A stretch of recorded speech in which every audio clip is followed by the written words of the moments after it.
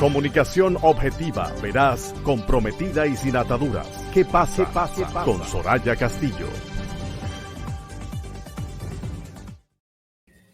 Ahora cuando el reloj marca las 4:42, 4:41 minutos, ¿a cuál de los dos me llevo? Las 4:42 minutos de la tarde de este jueves 3 de febrero, en sintonía con ¿Qué pasa? Desde la 91.7 La Roca. Vamos a conversar a continuación con el ingeniero Bernardo Castellanos, reconocido especialista en proyectos eléctricos, que nos ha concedido, ha aceptado esta invitación de manera virtual para conversar con nosotros y sobre todo con nuestra audiencia de un tema obligado, de un tema que ha estado, que está y que seguirá en la palestra por un buen tiempo, que es el tema de la termoeléctrica Punta Catalina, el fideicomiso, si es venta, si no es venta, el contrato, si es necesario, etcétera. Bienvenido, ingeniero. Muchas gracias por corresponder a nuestra invitación.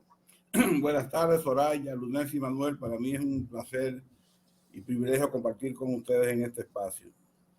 Bueno, muchísimas gracias. Muchísimas gracias. De nuevo, tal vez primero contarle un poquito a la gente sobre qué es un fideicomiso público para aquel que todavía no se haya enterado, y sobre todo, si es necesario, si se necesita un fideicomiso para manejar Punta Catalina. Bien, el fideicomiso es una figura que tiene sus orígenes, digamos, en el país, para el régimen hipotecario. Ese fue el objetivo, y el fideicomiso tiene tres componentes: el fideicomitente, el fideicomisario y la fiduciaria. El fideicomitente es quien traspasa al fideicomiso los activos que va a estar bajo el control del fideicomiso. La fiduciaria es quien maneja el flujo de caja, los ingresos que produce los activos que están consignados al fideicomiso, y el fideicomisario es quien recibe el activo residual o el activo que queda al final del periodo del fideicomiso. Cuando expira, porque los fideicomisos se crean con un periodo de duración específico que se establece en el contrato que se firma. El contrato se firma entre las tres partes: el fideicomitente, el fideicomisario y la fiduciaria. ¿Se necesita un fideicomiso para Punta Catalina para operarla? No, no se necesita.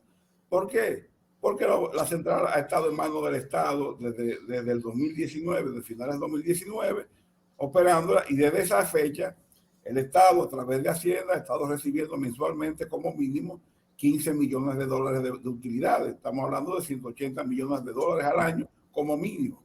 Además, en la actualidad, en la forma que está siendo operada por el Estado, el Ministerio de Hacienda ejerce de manera real, aunque la función de una fiduciaria, aunque no tenga el título de fiduciaria. ¿Por qué? Porque el Ministerio de Hacienda es quien tiene hoy día el control de todos los ingresos que tiene la central, y es quien autoriza los desembolsos para los gastos asociados a la central.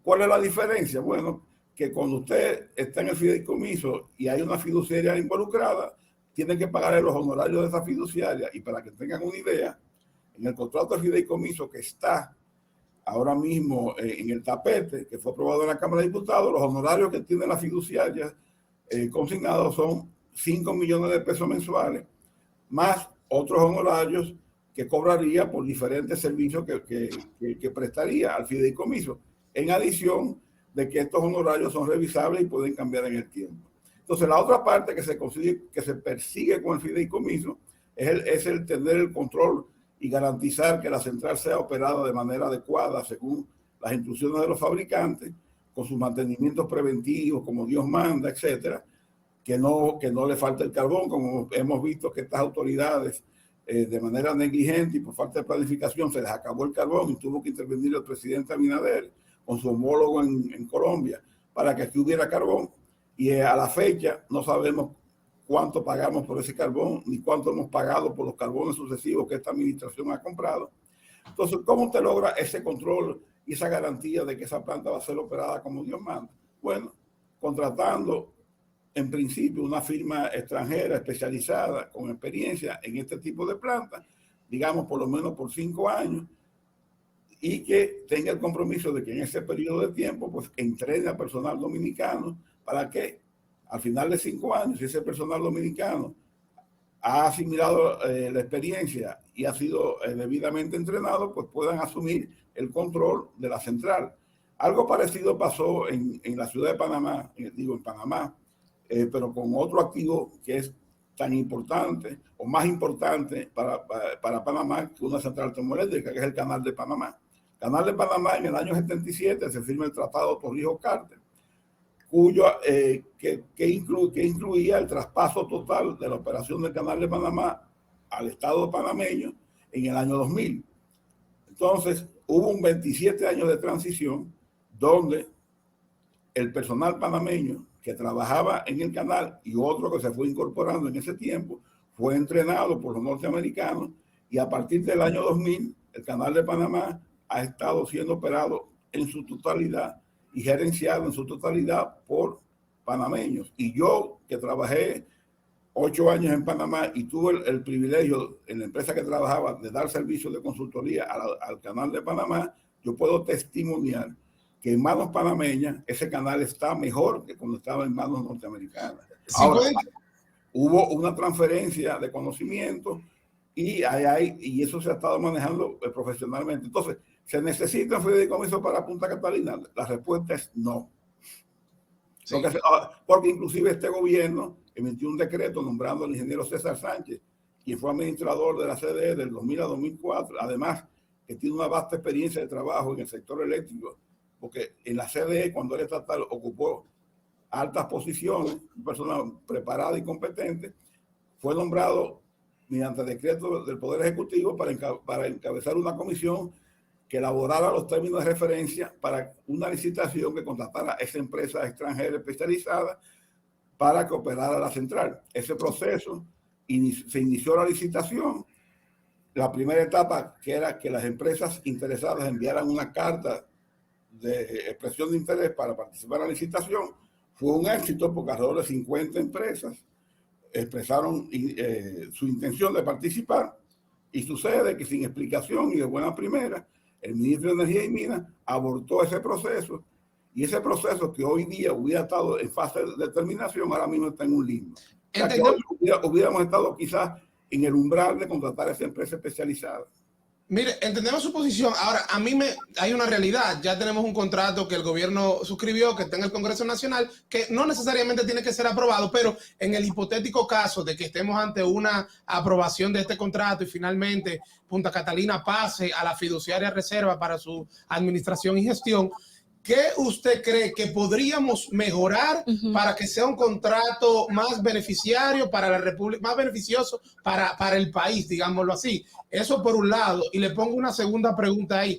¿Por qué usted cree que el Estado dominicano está recurriendo a este fideicomiso? ¿Cuál sería, en su opinión, por qué lo está haciendo? Porque al final está yendo a la fiduciaria reserva, que termina siendo del Estado también, sí, los beneficios. Entonces, ¿qué usted cree que lo motivó? Primero, ¿cómo lo mejoramos? Y segundo, ¿qué usted cree que motiva al Estado a tomar esa decisión? Y yo le agrego que se esconde detrás de tanto interés, a pesar de que el presidente dice que eso no es una venta, que se esconde detrás de ese fideicomiso. Bueno, voy a comenzar por la segunda pregunta de Manuel. ¿Qué motiva el traspaso? Yo no voy a dar mi opinión, yo voy a dar la opinión que han externado tanto el ministro de Energía y Minas como los funcionarios del gobierno. ¿Cuál es la justificación mediática o pública que dice el gobierno y el ministro de Energía y Minas para traspasar la gestión de Punta Catalina a un fideicomiso? Número 1, para que sea administrada eficientemente. Número 2, para que haya transparencia. Número 3, para que se garantice la preservación de ese bien, de ese activo en el tiempo. Y número 4, para despolitizar la gestión de ese bien. Entonces, con esos 4 objetivos que lo dice el gobierno, lo dice el ministro de Energía y Minas, no lo dice Bernardo Castellano, entonces yo puedo decir y concluir, bajo el mismo razonamiento, que hoy día, bajo la gestión del ministro de Energía y Minas, porque él es el jefe de Punta Catalina, como es el jefe de la distribuidora, como es el jefe de la CDE, entonces yo puedo decir que hoy esa gestión no es eficiente, que hoy esa gestión no es transparente, que la gestión que encabeza el ministro de Energía y Minas no garantiza que ese activo se preserve, y que hoy la gestión que encabeza el ministro de Energía y Minas está politizada. Porque él mismo se declara incompetente. Entonces. O sea, él mismo se autoincrimina incompetente. Y él es un político, un alto dirigente político del Partido Revolucionario Moderno, al igual que todos los administradores de la distribuidora que son políticos, al igual que los administradores de las empresas de generación hidroeléctrica y de transmisión que son políticos, al margen de que son personas con una alta competencia profesional que nadie cuestiona. Entonces, ellos son los que se están autodescalificando para gestionar eso. Y es bueno señalar que aquí lo que está en el tapete no es la figura del fideicomiso, aunque hay personas que obviamente cuestionan y no están de acuerdo con la figura del fideicomiso, pero aquí lo que ha explotado todo este debate público es el contrato de fideicomiso que se aprobó en el Congreso de una manera un poco sigilosa y que genera sospecha. ¿Por qué? Porque ese contrato llegó a la Cámara de Diputados a principios de noviembre y nunca se le informó a esta sociedad que ese contrato se había firmado. Y eso se manejó, aunque hubo debates en comisiones en la Cámara de Diputados. Hay un informe de la Oficina Técnica de Revisión Legislativa, que es un órgano constitucional que es auxiliar del Congreso, donde pone en cuestionamiento ciertas cosas que están en el contrato, como la forma en que se nombra el comité técnico, que es uno de los puntos que está en debate. Y los diputados hicieron caso omiso a esas recomendaciones y otras recomendaciones que estaban contenidas. Entonces, no lo tomaron en cuenta. Y algo que llama la atención es que el día que se aprueba ese contrato en los diputados, en la agenda del día inicial no estaba incluido conocer el proyecto de contrato de fideicomiso de Punta Catalina. Y es ya la agenda, o sea, ya es la sesión de los diputados en proceso. Es que un diputado solicita un cambio de agenda, se aprueba y ahí es que entonces colocan en agenda el conocimiento del contrato de fideicomiso de Punta Catalina. Y ustedes han visto las reacciones de los diputados que admiten que no lo leyeron, que admiten que se confiaron en las explicaciones del gobierno, y cuando ha salido al debate todo este escarceo por situaciones, cláusulas que son definitivamente lesivas y que ponen en riesgo el activo de Punta Catalina, contrato firmado por el Ministerio de Energía y Minas, entonces ahora están dando para atrás. Y yo me atrevería a decir incluso que el propio presidente de la República se dio cuenta de ello después de la queja del pueblo y de los medios de comunicación y de la gente, porque me imagino o suponemos que el presidente antes de firmarlo y antes de enviarlo al Congreso lo habrá leído, pero luego considera en una locución de la semana pasada que es lesivo, que va a escuchar al pueblo, etcétera. Yo no creo que el presidente lo haya leído, porque imagínate tú, si un presidente se pone a leer todos los contratos, se pasa el día leyendo contratos. Bueno, se supone que ha sido asesorado y que lo han informado, etcétera.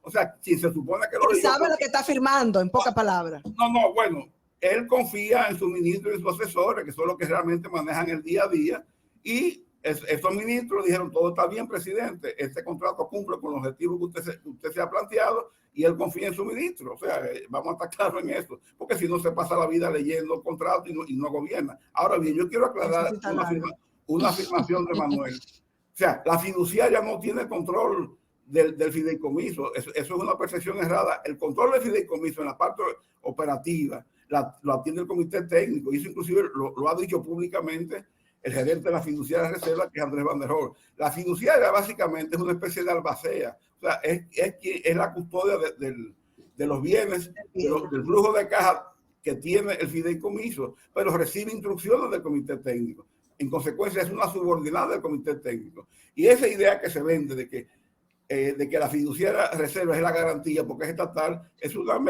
verdad ni siquiera media, a una quinta parte. ¿Por qué? Porque en una cláusula del contrato firmada por el ministro de Energía y Minas dice textualmente que el comité técnico, sin justificación alguna, puede cambiar la fiduciaria simplemente notificando con 90 días de antelación de esa sustitución.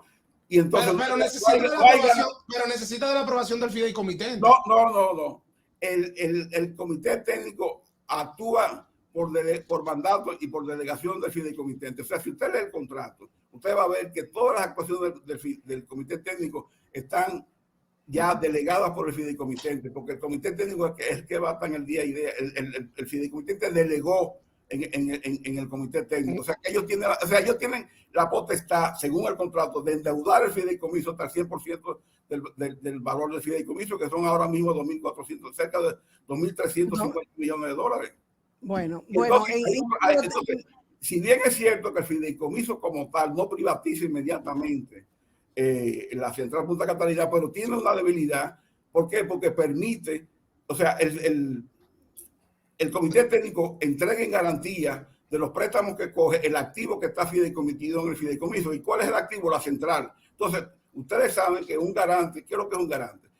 Si yo soy garante de uno de ustedes en un préstamo y ustedes no pagan el préstamo, yo tengo que responder frente al acreedor. Entonces, hay una figura que se llama acreedores garantizados, que se establece que si hay un tema, o sea, se emiten certificados de acreedor, y si por alguna razón el fideicomiso se endeuda y no paga sus obligaciones, esos acreedores garantizados pueden ejecutar la garantía. ¿Y cuál es la garantía? La central. Entonces, ese es un riesgo que tiene el contrato.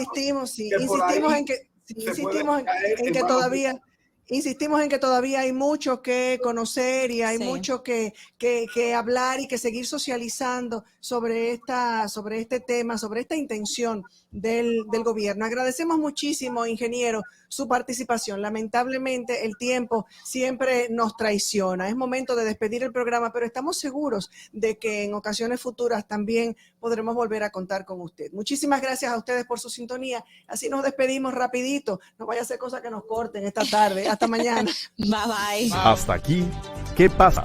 Con Soraya Castillo.